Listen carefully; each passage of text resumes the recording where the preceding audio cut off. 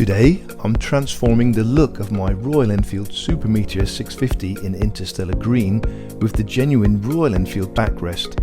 I'll explore the different seat options and show you how to get that perfect look.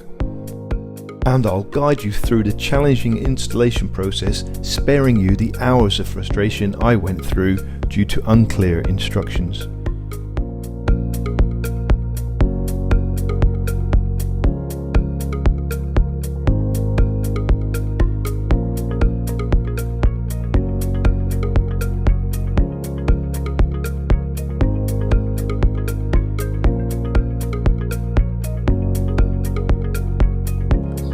Well, we made it back, 3 boxes into 1 box, and even my little bubble wrap survived on the tail light, so we got it back safe and sound.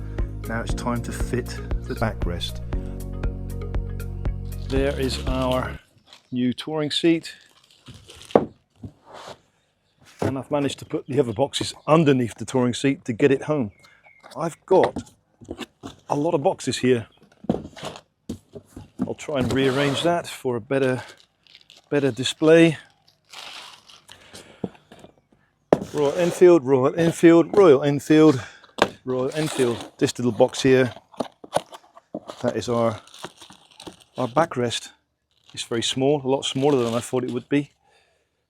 But it's got the nice Royal Enfield emblem on the back. I'm hoping Mrs. T is going to like that. It's going to save her falling off the back, right? Because she normally slips off the back, A, with the power of the bike, and B, because the seat does lean backwards. So that will certainly help. And this box is the fittings for the backrest. There's quite a lot of fittings here, actually, fixings. There's a checklist there with everything that should be inside the box. Somebody's ticked it all, but they didn't tick this one or this one. So I'm a little bit worried. Are all the parts here? Let's hope so. I've got my bathroom scales here. I'm just going to switch them on. 0. 3.35 kilograms. That is a lot of weight for a backrest at the back of the bike. I've been desperately trying to save weight on this bike. There we go. That's all the pieces. That's everything included with the kit. The left and right hand side pieces are made from cast aluminium. They're nice and light. But these 2 pieces are made of cast iron and ridiculously heavy. I don't understand why they're not made in aluminium, to be honest. But there we go. It's about 3 kilograms, just over 3 kilograms, just on the backrest alone. But what I'm hoping is it's going to fit on the existing seat that I have already. It's going to fit there without even changing to the touring seat. So at least Mrs. T can have a backrest on the seat that I've got. We can swap and change it as we go. That's how I've been sold the product. I'm hoping that that is the case. If it's not that, I'm going to be a little bit upset. But no fitting instructions. No fitting instructions whatsoever. So maybe it's a good idea I'm making this video today to help other people. I got a feeling this fits under the seat. That's why this is cast iron, to support the aluminium side pieces. So anyway, we're going to give it a go just with the existing seats I've got for now, without swapping to this touring seat. For those of you like me that have lowered your bike and put shorter suspension on the rear and think that you can't use your center stand, you can. I've got a 25 mil thickness block of wood there. I'm just going to put that under the rear tire and just run the bike backwards on top, and then we can still use our center stand, no problem. I've got flip-flops on, right? I've got flip-flops on. I can still use the center stand, and now we're ready to work on the bike. So we just need to remove the 2 hex screws from the rear seat.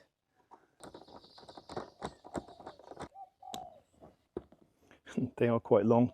Then it's just a case of pulling backwards and the rear seat removes. And then we're going to remove the 10 mil bolts which hold the seat brackets on.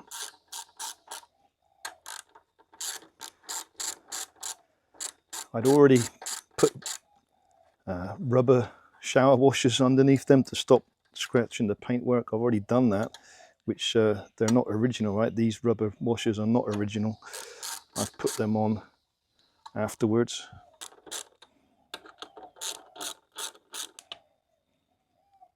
I've no idea what seat combination I'm going to end up with here. Absolutely no idea. It's just a case of trial and error. So many combinations we can carry out. There's some more tap washers, shower washers. That seat's ready to come off, but before I take it off, I'm going to fit one more part on. I actually bought the genuine Royal Enfield rack to go on the back because Mrs. T stopped riding on the bike for quite a while, and I just wanted to see how that looked. The bike really does look nice like that. That was my intention, to have it like that. That would look even nicer with my Trip Machine saddlebags on the side.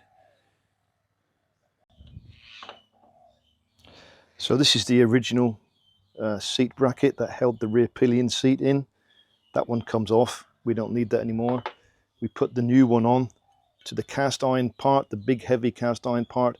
It fits like this with two new Allen key bolts, and it goes this way up. I haven't done it fully because I don't want to lose my direction, but as long as you've got the look like this, that faces to the front, the seat will screw in that way. So we're going to fit that on the bike right now. The original seat goes back in, hooking underneath this part, like so. I want to fit my washers to protect my paint because I might want to put the rack back on at a separate time. So that's one stage. The next stage is putting this on, and that's another reason I want to put the rubber washers on. It looks terrifying because this is cast iron on top of your paintwork, but when you do the bolts up tight, it lifts off the paint, so it's just like a floating object on top. So it's all sat on these two parts here. And strangely, it comes with two washers, not four. They do fit there perfectly.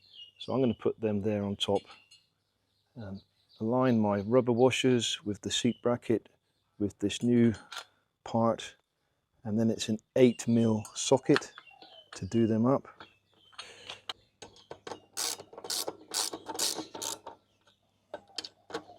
So that's off the paintwork. It's only sat on these 2 points. I've got my rubber washers in. I'm only doing that. You don't have to do that. It's not what Royal Enfield recommend. I'm just doing it to protect my paintwork, just in case I want to put the aluminium rack on the back at one stage. There we go. The rear pillion seat can screw in like before. All we're going to do now is fit the rear mounting bracket. Okay, and the rear cast iron part fits this way. So we've got writing one way up and writing the other way up, or numbers. So I'm going to put my rubber washers on again. I just don't want to scratch my paintwork. This part goes on next. That's the hook that holds the seat on, and then this part fits on top like so. I think you're better off doing this first. This time I don't have the washers, and it says only 2 in the box, so I choose to put my washers that side rather than this side, because I think that takes more of the punishment.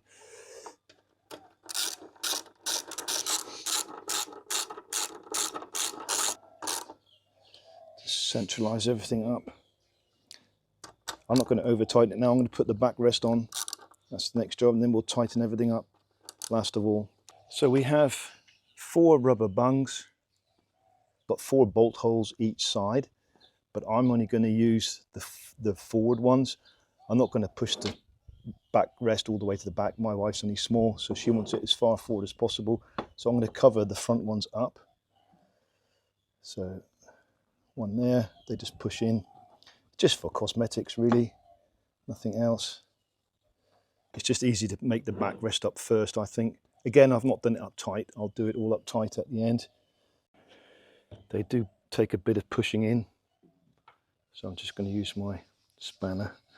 It's more stronger than my thumb. There. 4 bolts and our backrest, which is made up just by doing the screws on the back seat. We're going to line up the holes. I've covered up the front holes. I'm just using the rear holes to make it closer for Mrs. T. And it's just a case of doing up the bolts one at a time, just hand tight to start with.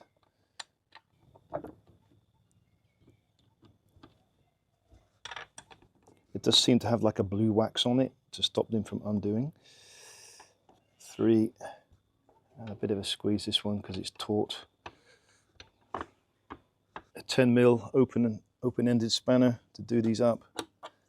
And once they're all done up tightly, then we can do these up tight and then just reinstall the back seat.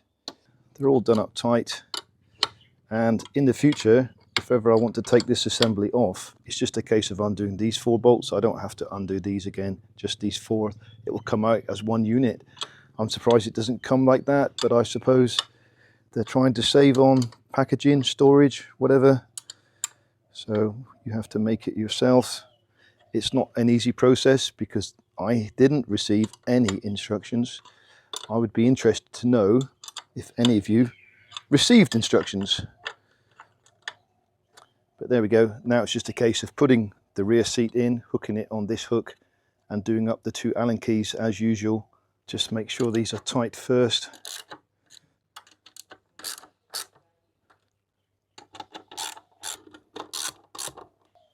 That's the assembly fitted with the extended hook on the back and the new fixing on the front. But if I just put the seat on like it is originally with these little rubbers on, you can see from the back that the rubbers don't even touch the bottom of the bike. They're miles away, absolutely miles away from the bottom of the bike. And therefore, you have to fix the rubbers that are included. These rubbers here, oh, it's a bit sunny, let's get out the shadow. So we've got R for rear. They go on the rear of the seat. 2 of those are for rear. They just push on top of the existing rubbers. F for front. And what that does, it just gives it extra height. So now that seat will fit on the bike.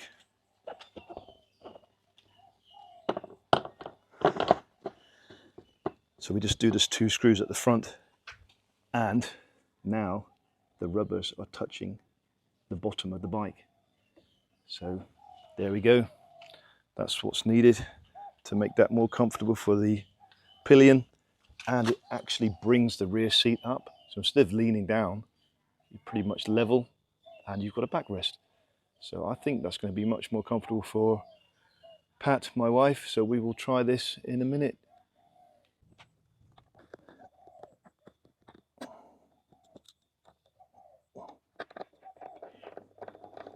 Last of all, just tighten these screws up. This is the only odd thing. It's a star key. It's actually a star key, which is a bit unusual. Everything else is a hex bolt on this bike. So why this has to be a star key, I don't know. But there we go. It's all done. Everything's tightened up. Everything's good to go. Now a test ride with the lovely Mrs. T. Let's see what her opinion is on the backrest.